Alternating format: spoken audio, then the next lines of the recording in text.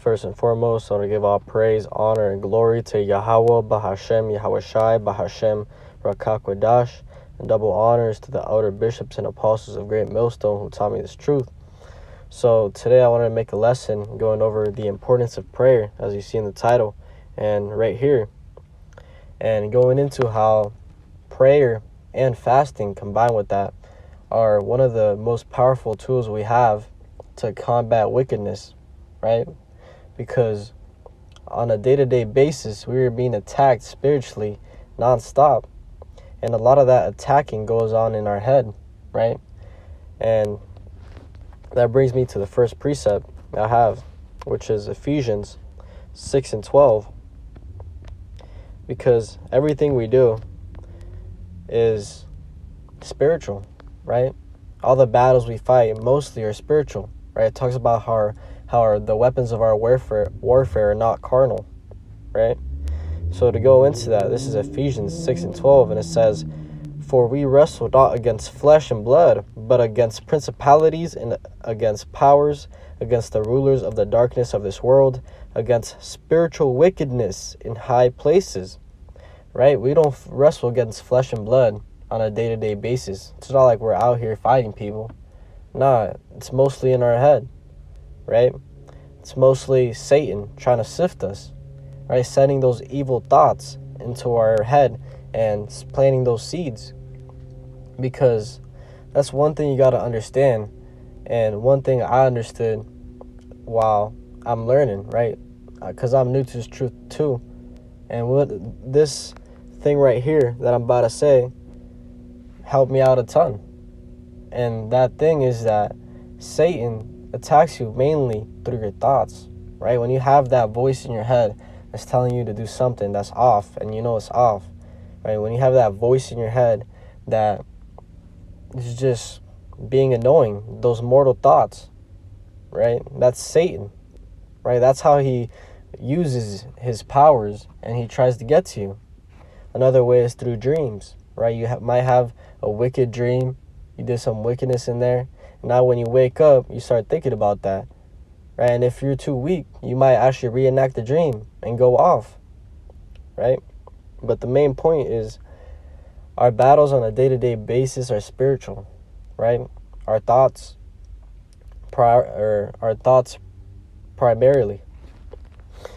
So, to go back to the point, let me get Matthew 26, if this is the correct one. Matthew 26 and 41. Right? It says, "Watch and pray, that ye enter not into temptation. The spirit indeed is willing, but the flesh is weak." Right? Our spirit, most of the times, is willing to go through the battle. Right? It's willing to sacrifice. But the flesh, right, those thoughts that you get in your head, the flesh is always going to want wickedness. It's always going to want what it wants. Right? That's why it refers to us as angels in chains of darkness, which is these bodies. So, having this in mind, that we're constantly in a battle, we have to implement prayer and fasting. Because how I'm going to go into, the scriptures talk about how there's some demons and some spirits, how you can't just get them out only with prayers, right? You have to fast also to get that demon off. That's the only way. And a lot of the one big major stumbling block demon that brothers in the truth coming in, right, new brothers struggle with, is a smoking demon. And out of the truth too, a lot of our people struggle with the smoking demon. And the thing about it is that this society has hardwired us to think that smoking isn't bad, right? For example, weed, they'll tell you, nah, there's no negatives to smoking weed, right? It doesn't affect anything in the body. That's what they promote. But in reality, it's very destructive. But the mainstream media won't tell you that because they're trying to keep us oppressed, right? It's very destructive spiritually and physically. If you look at the effects it has on the hormones. But back to the topic, is that the spirit is indeed willing, but the flesh is weak. So knowing this, we have to apply prayer and fasting. And let's get to the main scriptures here. Ecclesiasticus 35:16.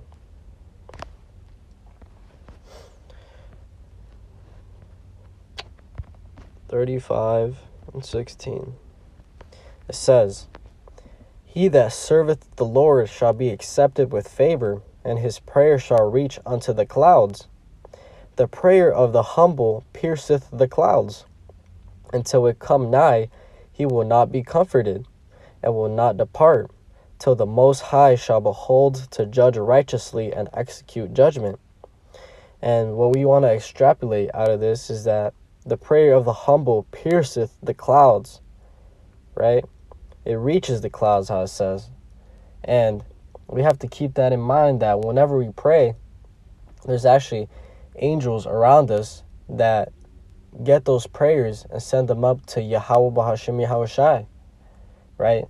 Because the word angel actually means messenger, right? That's their duty. One of their duties is to receive the prayers of the saints and deliver them, right? It talks about how the angels encampeth. Let's get that, encampeth. Psalms 34:7 says, "The angel of the Lord encampeth round about them that fear him, and delivereth them," right? You have to believe that there's angels around us 24/7 taking care of us, right? And going back to the point is that they deliver our prayers, right? That's why it's an important thing. And you have to keep that in mind, that your prayers, when you pray with the right name, which is Yahweh Bahashem Yahushai, right? That actually has meaning and power, because it's his real name in the Hebrew, how it was given to Moses. But let's get back to the point. And Salakia if I ramble and get off course and get off topic. That's just the spirit. This is James 5:16, and it says, "Confess your faults one to another, and pray one for another, that ye may be healed. The effectual, fervent prayer of a righteous man availeth much." Right? When you're really going through it, man, and you send that heavy, passionate, sincere prayer unto the Lord, asking for help, asking him to come and deliver you, to help you out of whatever situation you're in, man, it says it availeth much, right? It does a ton, right? And how we just read, it pierceth the clouds. So you got to keep that in mind, that, hey, we have tools to battle the spiritual wickedness out here. And prayer is a main one. That's the importance of it. The importance is that you can combat any type of wickedness, any type of problems you have through prayer. Right? And it also goes into how he knows what we're going to pray for before we even say it. And I'm going to get that too. Let's go. Matthew 17:15 and 21. Matthew 17.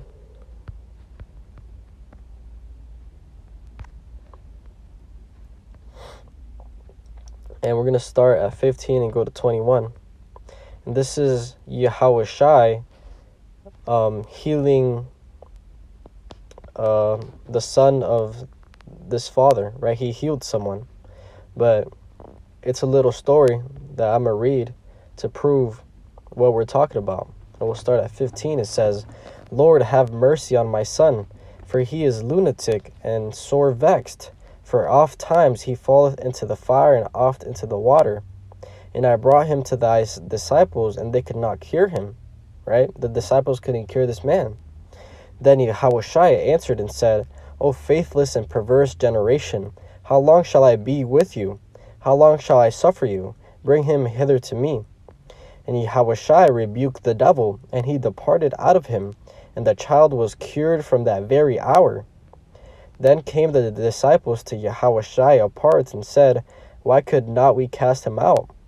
And Yahushua said unto them, Because of your unbelief. For verily I say unto you, if ye have faith as a grain of mustard seed, ye shall say unto this mountain, Remove hence to yonder place, and it shall remove, and nothing shall be impossible unto you. And that's a good point, how ultimately it all boils down to faith, right? How much faith you have. And that's the most crucial part of this truth, is the faith. You got to build yourself up, learn, study to show thyself approved, right? Read, be a diligent server to build up your faith. You got to build that solid foundation. And if you do that, it says you can move mountains. And one thing about the mustard seed is it's the smallest seed, right? Very, very tiny seed.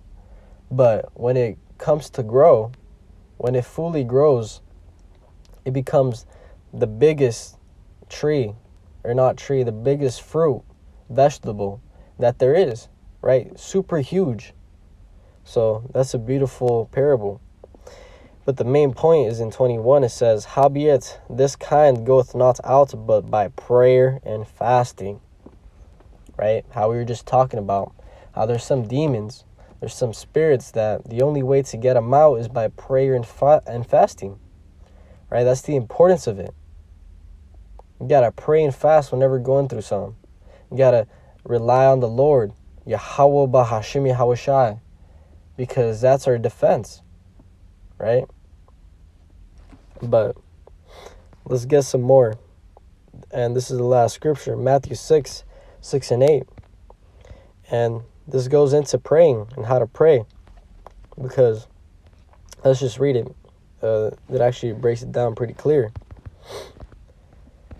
It says, and this is in the red letter, Yahushai talking. It says, let's start 5.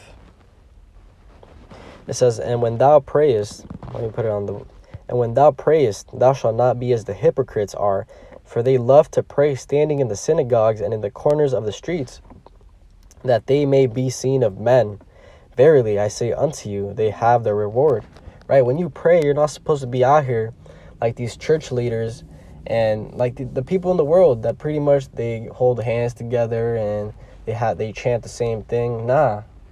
Right? You're not supposed to do that. And he's about to talk about what you're supposed to do. It says, but thou, when thou prayest, enter into thy closet, and when thou hast shut thy door, pray to thy Father which is in secret, and thy Father which seeth in secret shall reward thee openly. Right? We're not supposed to pray out here and let everyone know. Right? It's supposed to be you and the Lord. Right? That's how you build your relationship with the Lord, is you pray. Prayer. Faith. Right? You constantly pray. So when that day comes, when he looks down on you, right, the great day of the Lord, he sees that, hey, I know this guy, right? He's been praying to me for a minute, right? So it's a direct communication that you're supposed to have to the Lord, and it's a one-on-one thing, right? How it says, pray in your closet. It says, but when ye pray, use not vain repetitions as the heathen do, for they think that they shall be heard for their much speaking. Right? We know how they do it in the church, right? They have their saying, right? They have their prayer that is just the same word, the same repetition. And that's what it's talking about, right? And why does he say this? It says, be not ye therefore like unto them, for your Father knoweth what things ye have need of before ye ask of him. Right? And that's the truth, right? He knows all things. So even before we even pray, he knows what we're going to pray about. So what he's saying is keep it short, right? I don't want to hear all the repetitions. I don't want to hear all the blabber, right? Just pray for what you got to pray for, right? Keep it short. So that's the correct way to pray. And then this is the formal prayer which he gives. After this manner, therefore pray ye, our Father, and then it goes into the prayer right here. And you can use this too, right? I personally say this one, and I say the one in the Hebrew, this prayer in the Hebrew, and then I give my own prayer, right? That's how I personally do it. But that's the importance in prayer, right? Prayer and fasting. Gotta include fasting, right? So, yeah, that's all I had for today. Just hitting the points, right? Because, hey, we're going into some tough times, and I had to bring this out, right? This is a great tool, a powerful tool, two powerful tools that have been given unto us by the Lord. And through prayer and fasting, we can get rid of any spirits that are on us, right? So with that, I want to give all praise, honor, and glory to Yahweh Bahashem, Yahweh Shai Bahashem, Rakak Wadash, and double honors to the outer bishops and apostles of Great Millstone who taught me this truth. Shalom to the elect. Shalom.